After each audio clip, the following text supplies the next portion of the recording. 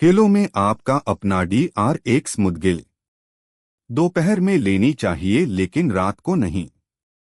कौन कौन सी चीजें हैं जो हमारे वात पित्त और कफ तीनों को कंट्रोल कर सकती हैं? ये तीनों समभाग में रहे तो अच्छा है। तो बागभट्ट जी कहते हैं कि रसोई से बाहर जाने की जरूरत नहीं है, सब वही है। बागभट्ट जी कहते हैं कि दुनिया का सबसे बड़ा औषधि केंद्र हमारा रसोई घर ही है, जिसे हम रसोई में मसाला कहते हैं, दरअसल वो औषधियां ही हैं।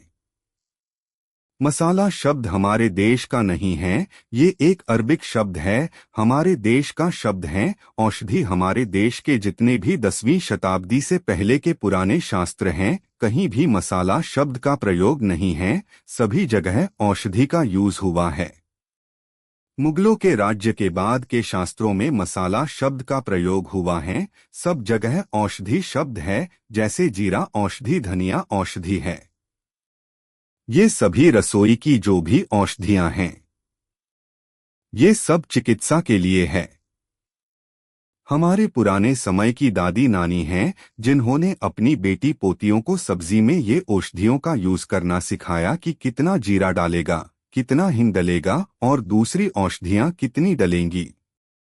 वो सभी वैज्ञानिक और चिकित्सक थीं, वे जानती थीं कि हर रोज हमारे शरीर में वात पित्त और कफ की मात्रा सम विषम होती रहती है। जिस समय जो प्रकोप वात पित्त कफ बढ़ता है, उस समय की सब्जी में वो ही औषधि डाली जाती है, जिससे कि वह प्रकोप को कंट्रोल कर सके। जैसे कि दोपहर की सब्जी जो बनती है, उसमें अजवाइन जरूर डाली जाती है, और वही सब्जी अगर रात को भी बनाई जाए तो उसमें अजवाइन नहीं डाली जाती, क्योंकि अजवाइन पित्तनाशक है और दोपहर को पित्त भड़कता है, जो कि अजवाइन से कंट्रोल हो जाता है। इसीलिए दोपहर को दही और मट्ठे में अजवाइन डाली जाती है।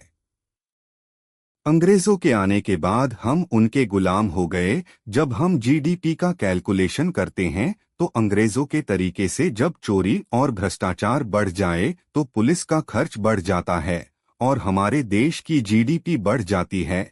लेकिन महिलाओं द्वारा रसोई में किए गए काम की तुलना कोई सरकार नहीं करती, क्योंकि अंग्रेजों के यहाँ महिलाओं द्वारा किए गए काम को कोई महत्व नहीं दिया जाता।